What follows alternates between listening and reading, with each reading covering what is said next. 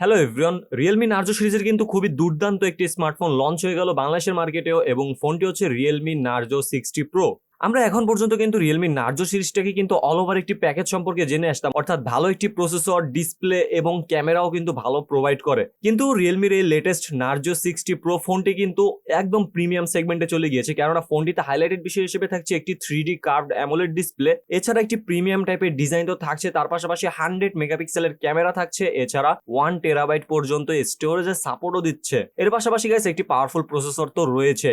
তো সব দিক মিলে কিন্তু একটি অল ওভার একটি প্রিমিয়াম প্যাকেজ কিন্তু তৈরি করেছে এবার রিয়েলমি নার্জো 60 প্রো। তো এই ফোনটি সম্পর্কে কিন্তু আজকের এই ভিডিওতে বিস্তারিত আলোচনা হবে। ভিডিওটি সম্পূর্ণ দেখবেন অবশ্যই, যাতে আপনারা ফোনটি সম্পর্কে বিস্তারিত জানতে পারেন। তো গাইস চলুন শুরু করা যাক। First of all, Realme Narzo 60 pro ফোনটি ডিজাইন নিয়ে যদি কথা বলি, তো গাইস আপনারা যদি রিয়েলমি 11 সিরিজের যদি রিভিউ ভিডিওগুলো আপনারা দেখে থাকেন তাহলে বুঝতে পারবেন যে একেবারে সিমিলার ডিজাইন করা হয়েছে সেগুলোর সাথে। আর ভিডিওগুলো যদি না দেখে থাকেন ডেসক্রিপশনে দিয়ে রাখবো, অবশ্যই দেখে নেবেন। তো ভালোই কিন্তু একটি প্রিমিয়াম টাইপের ডিজাইন কিন্তু এখানে নার্জো প্রোভাইড করেছে। ব্যাক সাইডে কিন্তু বড় কাটআউটের মাধ্যমে একটি ক্যামেরা সেটআপ প্রোভাইড করা হয়েছে, একেবারেই 11 সিরিজের মতো রিয়েলমির। অপরদিকে এই নার্জো 60 প্রো কিন্তু দুটি কালার ভেরিয়েন্টে পাওয়া যাচ্ছে, একটি হচ্ছে ব্ল্যাক কালার এবং একটি হচ্ছে ডিপ অরেঞ্জ কালার। তো ব্ল্যাক কালারটি কিন্তু একদম গ্লসি টাইপেরই থাকছে, অর্থাৎ ব্যাক সাইডটি দেখলে মনে হতে পারে গ্লাস বডি, কিন্তু না, এটি প্লাস্টিক বডি এবং ফ্রেমটিও প্লাস্টিকের থাকছে, যার কারণে কিন্তু এটি ফিঙ্গারপ্রিন্ট ম্যাগনেটও হয়ে গিয়েছে, অর্থাৎ খুব সহজে কিন্তু ফিঙ্গারপ্রিন্ট পড়ে যাচ্ছিল। এছাড়া ডিপ অরেঞ্জ কালারটি কিন্তু ব্যাক সাইডটি লেদার ফিনিশিং এর, এটাতেও কিন্তু ময়লা পড়লে সহজে দাগ উঠবে না। তো ব্যাক কভার কিন্তু দুইটাতে আপনারা ইউজ করবেন জাস্ট ফর সেফটি। অপরদিকে ফোনটিতে কিন্তু একটি কার্ভ ডিসপ্লে রয়েছে, যার কারণে কিন্তু ফোনটি আসলে খুবই প্রিমিয়াম লাগে। এবং ফোনটির ওয়েটের কথা বলতে গেলে ফোনটি থাকছে 185 গ্রাম ওয়েটের এবং এর থিকনেস থাকছে 8 মিলিমিটার, অর্থাৎ 8.2 মিলিমিটার। তো ভালোই কিন্তু থিক করা হয়েছে এবং লাইট ওয়েটের করা হয়েছে। এছাড়া কার্ভ ডিসপ্লে হওয়ার কারণে এবং এর রাউন্ড গুলোও কিন্তু যথেষ্ট কার্ভ, যার কারণে কিন্তু ওয়ান হ্যান্ডে কিন্তু আপনারা ইজিলি ইউজ করতে পারবেন এবং ইন হ্যান্ড ফিলটাও কিন্তু খুবই প্রিমিয়াম পেয়ে যাবেন। ফোনটির পোর্টস এন্ড বাটন সম্পর্কে কথা বলতে গেলে ফোনটির রাইট সাইডে থাকছে একটি ভলিউম আপ ডাউন বাটন, সাথে থাকছে পাওয়ার অন অফ বাটন, ও লেফট সাইডটি ফাঁকা রাখা হয়েছে এবং উপরের দিকে গেলে আমরা পাবো একটি নয়েজ ক্যান্সেলেশন মাইক্রোফোন, সাথে একটি স্পিকার গ্রিল। নিচের দিকে আসলে আমরা একটি টাইপ সি চার্জিং পোর্ট পেয়ে যাবো, এছাড়া একটি স্পিকার গ্রিল এবং একটি মাইক্রোফোন এবং সিম কার্ড ট্রে, যেখানে কিনা ডুয়েল সিম কার্ডের ইউজ সাপোর্ট পেয়ে যাবো এবং একটি মাইক্রো এসডি কার্ডেরও সাপোর্ট পেয়ে যাবো। ফোনটিতে কিন্তু কোনো 3.5mm হেডফোন জ্যাক থাকছে না, কেন যেহেতু ফোনটি অনেকটাই স্লিম করা হয়েছে, তো সেই ক্ষেত্রে এটি মিসিং রয়েছে। এছাড়া ডুয়েল স্টোরিও স্পিকার প্রোভাইড করেছে, যাতে কিনা আমরা ডলবি ভিশনের সাপোর্ট দেখতে পারবো। ফোনটি ডিসপ্লে সেকশনে কথা বলতে গেলে খুবই অসাধারণ একটি ডিসপ্লে কিন্তু এখানে প্রোভাইড করা হয়েছে। 6.7 ইঞ্চিসের একটি অ্যামোলেড ডিসপ্লে, যাতে কিনা HDR10+ এর সাপোর্ট রয়েছে, তার পাশাপাশি 120 হার্টজের রিফ্রেশ রেটও রয়েছে এবং ফোনটিতে আপনারা 950 নিটসের পিক ব্রাইটনেসও পেয়ে যাবেন, অর্থাৎ ডে লাইটে অর্থাৎ ডে সানলাইটেও আপনারা ফোনটি ইউজ করতে পারবেন, কোনো রকমের ডিস্ট্রাকশন বা সমস্যা দেখা দিবে না, ইজিলি ইউজ করতে পারবেন। এছাড়া 120 হার্টজের রিফ্রেশ রেটের মাধ্যমে তো আপনারা মাল্টিটাস্কিং খুব সহজে করতে পারছেনই। এছাড়া 394 পিপিআই ডেনসিটিও থাকছে, যার মাধ্যমে আপনারা ডিসপ্লেটি থেকে খুবই অসাধারণ কালার দেখতে পারবেন, কালার সাপোর্ট দেখতে পারবেন, বুস্ট আপ কালার প্রোভাইড করে, যেটি কিনা দেখতে অনেক ভালো লাগে। এছাড়া আপনারা ইউটিউবে কিন্তু 4K তে কন্টেন্ট প্লে করতে পারবেন, কিন্তু HDR এ প্লে করতে গেলে কিছুটা ল্যাগে ভাব দেখা যায়, বাট এমনি 4K তে যদি আপনারা প্লে করেন তখন স্মুথলি দেখতে পারবেন। এছাড়া ডিসপ্লেটির উপরের দিকে কিন্তু আমরা দেখতে পারবো ছোট পাঞ্চলের মাধ্যমে একটি সেলফি ক্যামেরাও প্রোভাইড করা হয়েছে। তো ডিসপ্লে ওভারঅল কিন্তু খুবই প্রিমিয়াম টাইপেরই থাকছে এবং যেহেতু কার্ভ থাকছে এবং চিন এবং বেজেল এরিয়াগুলো কিন্তু যথেষ্ট থিন রাখা হয়েছে, তো এর মাধ্যমে কিন্তু ফোনটি দেখতে আসলে দুর্দান্ত লাগে। ফোনটির পারফরমেন্স সেকশনে যদি কথা বলি, ফোনটিতে রয়েছে মিডিয়াটেক ডায়মেনসিটি 7050, যেটি কিনা 6 ন্যানোমিটার আর্কিটেকচারে বিল্ড করা একটি অক্টাকোর প্রসেসর এবং এতে জিপিইউ হিসেবে থাকছে মালিজি 68MC4। ফোনটিতে অপারেটিং সিস্টেম হিসেবে থাকছে অ্যান্ড্রয়েড 13 এবং রিয়েলমি ইউআই 4.0।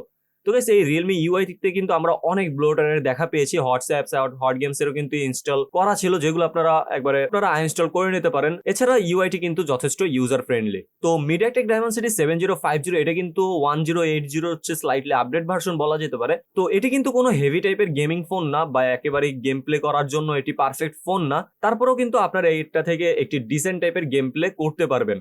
ফোনটিতে কিন্তু পাবজি টাইপের গেমগুলো আমরা স্মুথে 60 FPS পর্যন্ত খেলতে পারছিলাম এবং ফ্রি ফায়ার পেস টাইপের গেমগুলো কিন্তু হায়ার সেটিংসে খেলতে পারছিলাম এবং এর গ্রাফিক্সটাও কিন্তু খুবই সুন্দর প্রোভাইড করছিল, অর্থাৎ খুবই ভালো কালার কিন্তু এখান থেকে দেখা যাচ্ছিল। তো মোটামুটি ভালো কিন্তু আপনারা এখান থেকে গেমিং পারফরমেন্স পেয়ে যাবেন এবং কোনো রকমের ফ্রেম ড্রপেরও দেখা দিবে না আশা করি। তো ওভারঅল কিন্তু একটি ভালো একটি পারফরমেন্স আপনারা এখান থেকে পেয়ে যাচ্ছেন। এছাড়া ফোনটি কিন্তু বাংলাদেশের মার্কেটে 12GB 256GB ভেরিয়েন্ট পাওয়া যাচ্ছে। গাইস ফোনটি কিন্তু 1 টেরাবাইট ভার্সনও লঞ্চ হয়েছে, সেটি এখনো বাংলাদেশে আসেনি, শীঘ্রই চলে আসতে পারে, এবং আসলে কিন্তু আপনার ডেসক্রিপশনে আপডেট প্রাইসটি দেখতে পারবেন।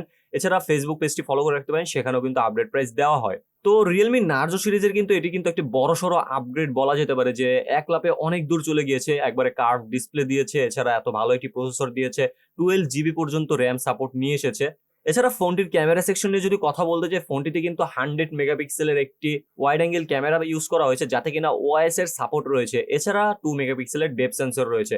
তো এখানে কমতি রয়ে গিয়েছে সেটা হচ্ছে কোনো আলট্রা ওয়াইড সেন্সর এখানে ইউজ করা হয়নি, যেটি কিনা একেবারে ডিসঅ্যাডভান্টেজের সাইড বলা যেতে পারে এই ফোনটির। কেননা এই ফোনটি বাংলাদেশের মার্কেটে প্রায় এখন 40,000 টাকা আশেপাশে পাওয়া যাচ্ছে। তো এই প্রাইস পয়েন্টে আলট্রা ওয়াইড মিসিং, তো এই ফোনটি কিন্তু অনেকের কাছে ডিসঅ্যাডভান্টেজের কারণ হয়ে যেতে পারে। এছাড়া সেলফি ক্যামেরা হিসেবে থাকছে 16 মেগাপিক্সেলের শুটার। তো এই 100 মেগাপিক্সেলের মাধ্যমে কিন্তু আপনারা ভালো লেভেলের কিন্তু ফটোগ্রাফি করতে পারবেন। নর্মালি আমরা রিয়েলমির যে ফোনগুলো দেখি সেগুলোর মতোই ক্যামেরা পারফরমেন্স এখানেও দেখতে পারবো। যথেষ্ট ভালো ডিটেলস কিন্তু এটি প্রোভাইড করছিল, এবং কিছুটা বুস্ট আপ ছবিও এটি প্রোভাইড করছিল।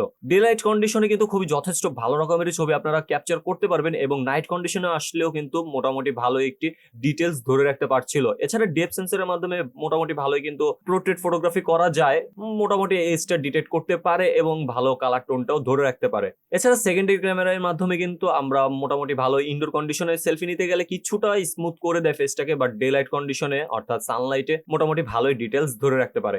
এছাড়া মেইন ক্যামেরার মাধ্যমে আমরা 4K তে 30 FPS পর্যন্ত ভিডিও শুটে সাপোর্ট পেয়ে যাবো, যেখানে কিনা কোনো ইআইএস এর সাপোর্ট আমরা পাবো না, অর্থাৎ কিছুটা শেখে থাকবে, কিন্তু 1080 তে হচ্ছে আমরা ইআইএস এর সাপোর্ট পেয়ে যাবো। এছাড়া গাইস ফোনটিতে কিন্তু 5000 mAh এর একটি বিগ ব্যাটারিও প্রোভাইড করা হয়েছে, যাতে কিনা 67 ওয়াট পর্যন্ত ফাস্ট চার্জিং এর সাপোর্ট রয়েছে। তো এর মাধ্যমে কিন্তু আমরা খুবই ভালো লেভেলেরই একটি ব্যাটারি ব্যাকআপ পেয়ে যাবো, অর্থাৎ লং টাইম ধরে আমরা ইউজ করতে পারবো, এবং খুব সহজে অল্প সময়ে আমরা আবার চার্জ করে নিতে পারবো। তো এই প্রসেসরটিকে ব্যাকআপ দেওয়ার জন্য কিন্তু এটি খুবই ভালো কাজ করবে, এবং আমাদের একদিনের বেশি ইজিলি ব্যাকআপ দিয়ে দিবে। তো গাইস এই Realme Narzo 60 Pro কিন্তু অনেকটাই আপগ্রেড হয়ে গিয়েছে। এর ক্যামেরা সেকশনের কথা বলেন, অথবা প্রসেসর সেকশন, অথবা ডিসপ্লে সেকশনে এবং ডিজাইনের কথা বলেন, সব দিক থেকে কিন্তু একেবারে আপডেট করা হয়ে গিয়েছে। তো এক ধাপে কিন্তু অনেক দূরই আগায় গিয়েছে, কিন্তু এর প্রাইসটাও কিন্তু এক ধাপে অনেক বেশি আগায় গিয়েছে। অর্থাৎ ইন্ডিয়াতে এই ফোনটি প্রায় 25,000 টাকার মধ্যে পাওয়া যাচ্ছে, কিন্তু বাংলাদেশে এটি আসছে 40,000 টাকায়। এই ফোনটি কিন্তু প্রাইস খুবই হাই। তো আমি সাজেস্ট করবো এখন আপনারা ফোনটি টোটালি নিয়েন না, আরো কিছুদিন যাক, ফোনের দাম ইজিলি কমে আসবে, অর্থাৎ প্রায় 30 থেকে 32,000 টাকার মধ্যে যদি আসে, তাহলে কিন্তু এটি অল ওভার একটি গুড প্যাকেজ হতে পারে আপনাদের জন্য। এবং ফোনটির থেকে কিন্তু আপনারা যথেষ্ট ভালো একটি ব্যাকআপ তো পেয়েই যাচ্ছেন, এবং ডিজাইনের দিক থেকেও কিন্তু অসাধারণ থাকছে। তো ফোনটির প্রাইস যখন একটু কমে যাবে, তখন কিন্তু আপনারা এই ফোনটি চুজ করতে পারেন, তখন কিন্তু একটি ভালো একটি প্যাকেজ হয়ে দাঁড়াবে। তো ওভারঅল ফোনটি আপনাদের কাছে কেমন লেগেছে অবশ্যই কমেন্ট সেকশনে জানাবেন। ভিডিওটি যদি ভালো লেগে থাকে অবশ্যই একটি লাইক করে দিবেন। তো গাইস দেখা হবে পরবর্তী কোনো এক ভিডিওতে, ততক্ষণ পর্যন্ত খোদা হাফেজ।